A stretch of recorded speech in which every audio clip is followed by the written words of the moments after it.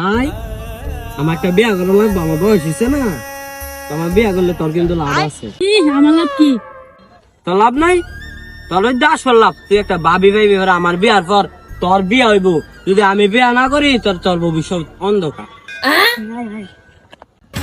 তাও তো যাইবি। একটা কথা কই, তুমিও তোমার বয়স হয়ে গেছে গা, মায়ের অসুস্থ, একটা বউ লাগেনি, একটা বিয়া তো করবো। হ্যাঁ, সংসারে কথা না, হ্যাঁ বিয়ার লাগে আমার মাত্র।